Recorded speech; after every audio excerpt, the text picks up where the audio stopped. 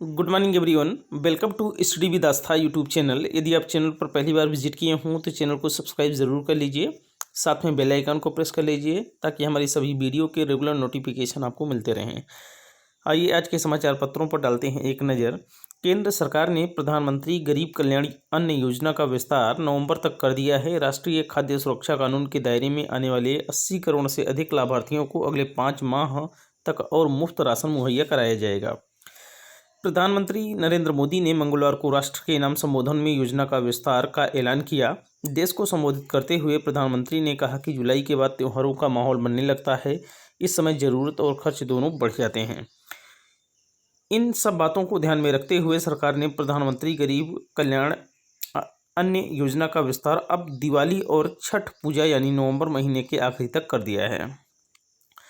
प्रधानमंत्री ने कहा कि मुफ्त अनाज देने की यह योजना अब जुलाई, अगस्त, सितंबर, अक्टूबर और नवंबर में लागू रहेगी। इस विस्तार पर 90,000 करोड़ से ज़्यादा खर्च होंगे। इसमें पिछले 3 माह का खर्च जोड़ दिया जाएगा तो यह करीब 1.5 लाख करोड़ रुपए हो जाता है। सरकार ने लॉकडाउन के बाद अप्रैल, मई और जून के लिए मुफ्त अनाज देने का ऐलान किया था। प्रधानमंत्री गरीब कल्याण अन्न योजना के तहत हर व्यक्ति को 5 किलो गेहूँ या चावल प्रति माह मुफ्त दिए जाएंगे। इसके साथ ही परिवार को 1 किलो चना भी दिया जाएगा। अप्रैल, मई और जून तक सरकार ने इस योजना के तहत हर परिवार को 1 किलो दाल वितरित की गई है। दाल मिलने की वजह से काफ़ी देरी हुई है।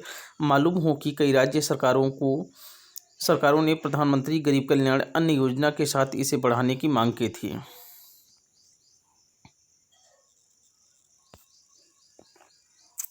दिल्ली के कंटेनमेंट जोन में जांच में तेजी के साथ उसका दायरा भी बढ़ाया जा रहा है। केंद्र के निर्देश पर स्वास्थ्य विभाग बगैर लक्षण वाले लोगों की भी एंटीजन जांच करेगा। इसके संक्रमण फैलने की संभावनाएं खत्म हो जाएंगी।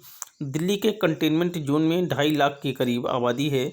दिल्ली सरकार के एक वरिष्ठ अधिकारी के मुताबिक अभी कंटेनमेंट जोन में जो सर्वे चल रहा था उसमें संक्रमित व्यक्ति के सीधे संपर्क में रहने वाले या फिर लक्षण वाले व्यक्ति की ही एंटीजन जांच की जा रही है। अब बिना लक्षण वालों की जांच भी होगी। हालांकि बगैर लक्षण वाले सभी लोगों के बजाय यह जांच रैंडम होगी। इससे पता चलेगा कि संक्रमण का दायरा कितना फैल रहा है। बगैर लक्षण वाले संक्रमित भी तो नहीं हैं। सूचना एवं प्रौद्योगिकी मंत्रालय द्वारा 59 मोबाइल ऐप को प्रतिबंधित किए जाने के बाद गूगल प्ले स्टोर व एप्पल के ऐप से इन्हें हटाने की प्रक्रिया शुरू कर दी गई है। सरकार ने कंपनियों को जल्द इन्हें हटाने की कहा है। इस बीच सूत्रों ने कहा कि आईटी मंत्रालय ऐसे और मोबाइल ऐप एवं उपकरणों की पहचान कर रहा है जिन पर आगे कार्रवाई हो सकती है। यह कदम ऐसे वक्त में उठाया गया है जब लद्दाख में चीन से टकराव के हालात पैदा हो रहे थे। इसलिए इस फैसले को चीन को सख्त संदेश देने के रूप में देखा जा रहा है। मुंबई के मशहूर होटल द ताज को उड़ाने की धमकी मिली है। इसके बाद पुलिस और सुरक्षा एजेंसियों सक्रिय हो गई हैं। मुंबई पुलिस ने होटल और उसके आसपास के क्षेत्र में सुरक्षा बढ़ा दी है। मुंबई पुलिस ने बताया कि होटल प्रबंधन को मंगलवार 12:30 बजे एक फ़ोन कॉल आया। उसने दावा किया कि वह पाकिस्तान के शहर कराची से बोल रहा है और कहा कि होटल पर जल्द ही हमला किया जाएगा। होटल प्रबंधन ने तुरंत इसकी सूचना पुलिस को दी। इस पर त्वरित कार्रवाई करते हुए पुलिस ने होटल के आसपास सुरक्षा कड़ी कर दी। कोविड-19 महामारी व पूर्णबंदी के कारण 8 बुनियादी उद्योगों का उत्पादन मई में एक साल पहले की तुलना में 23.4% कम रहा। सरकार ने मंगलवार को इसके आंकड़े जारी किए। बुनियादी उद्योगों के उत्पादन में पिछले साल मई में 3.8% की वृद्धि हुई थी। वाणिज्य और उद्योग मंत्रालय के आंकड़ों के मुताबिक उर्वरक को छोड़कर बाकी सभी 7 प्रमुख क्षेत्रों कोयला, कच्चा तेल, प्राकृतिक गैस, रिफाइनरी उत्पाद, इस्पात, सीमेंट और विद्युत का उत्पादन मई में घटा है। 2020-21 में पहले 2 महीने अप्रैल मई में बुनियादी उद्योगों का उत्पादन बीते साल की तुलना में 30% कम रहा। पिछले साल इसकी अवधि में इसका उत्पादन 4.5% बढ़ा था। सुअरों के बीच पाई जा रही फ्लू प्रजाति सुगर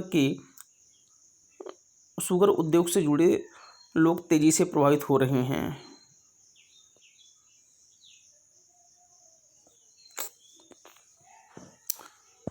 अमेरिका में सत्तारूढ़ रिपब्लिकन और विपक्षी डेमोक्रेट के शीर्ष 2 सीनेटरों ने भारत के साथ सैन्य संबंध मजबूत करने, खासतौर पर 5वीं पीढ़ी के लड़ाकू विमान और सैन्य क्षेत्रों में संयुक्त अनुसंधान और विकास में तेजी लाने के लिए संशोधन विधेयक पेश किया है।